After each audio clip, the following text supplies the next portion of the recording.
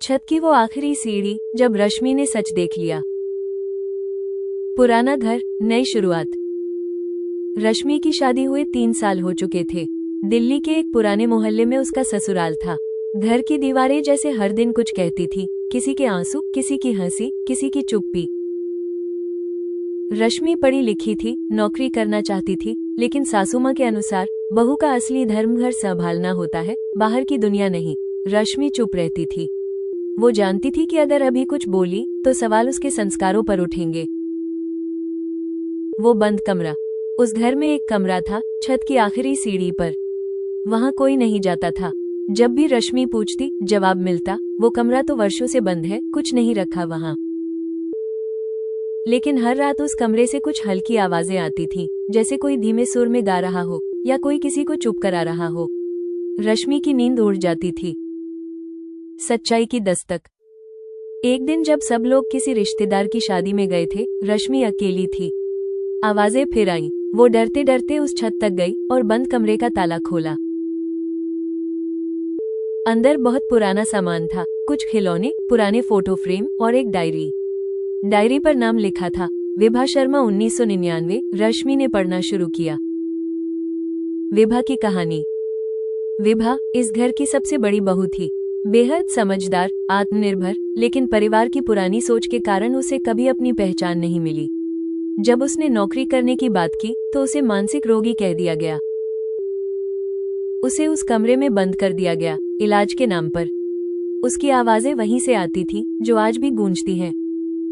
Diary के आखिरी पन्नों में लिखा था, मुझे नहीं पता मैं कितनी देर तक यहाँ रहूंगी, पर अगर कोई इस पन्ने को पढ़े तो मेरी सिसकियों को आवाज देना। किसी और रश्मि को मेरी तरह मत बनने देना। बदलाव की शुरुआत। रश्मि उस दिन चुप नहीं रही। वो नीचे आई और सबके सामने बोली, अगर इस घर में आवाजों को दबाया जाएगा तो एक दिन पूरा घर खामोश हो जाएगा। मैं नौकरी करूंगी और हर लड़की के लिए वो दरवाजा खोलूंगी जो विभा के लिए बंद किया गया था। पहले सब चौंके, फिर धीरे धीरे हालात बदले।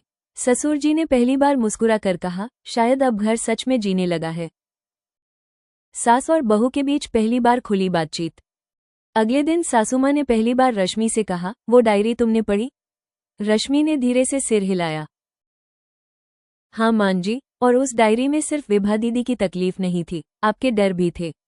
आप चाहती थी कि घर बिखरे नहीं, लेकिन बांधते बांधते सब टूटता चला गया। सासू माँ की आंखें भर आईं। मैं गलत नहीं थी रश्मि, लेकिन शायद तरीका गलत था। वो दोनों देर तक चुप बैठी, लेकिन वो चुप्पी अब बोझ नहीं थी, वो एक पुल थी जो 2 पीढ़ियों को जोड़ रही थी। पुरानी दीवारों पर नए रंग।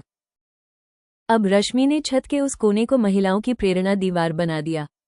हर शनिवार वहां कहानी सेशन होता, जिसमें गांव की लड़कियां, महिलाएं और बहुएं आती, कोई अपने ख्वाब सुनाती, कोई अपने दर्द।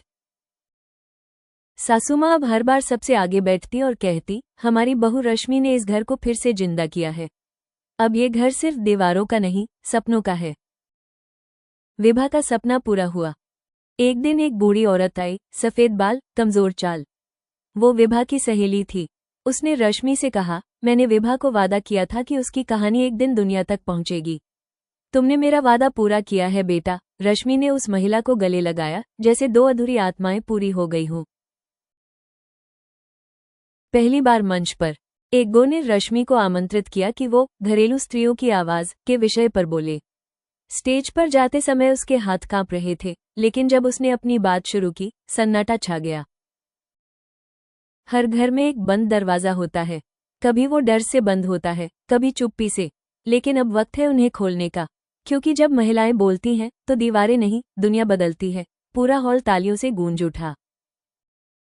नई बहू, नया रिश्ता। कुछ महीनों बाद घर में नई बहू नेहा आई। रश्मि अब सास थी, लेकिन बिल्कुल अलग। उसने नेहा से कहा, जो सपना तुम देखो वो सपना मेरा भी है। ये घर अब तुम्हारा है, और छत की वो आखिरी सीढ़ी अब तुम्हारा पहला पन्ना है। कुछ कहानियां सिर्फ कहने के लिए नहीं होती, वो जीने के लिए होती हैं, जैसे रश्मि ने जी। अगर आपने भी कभी किसी की चुप्पी में एक अधूरी कहानी सुनी है, तो उसे आवाज दीजिए। रश्मि की तरह बोलिए, सुनिए और किसी की सीढ़ी बनिए। इस वीडियो को शेयर करें ताकि हर घर की दीवार बोल सके। हर रश्मि को चाहिए एक मौका और हर विभा को एक आवाज। Share the story if you believe stories can bring change.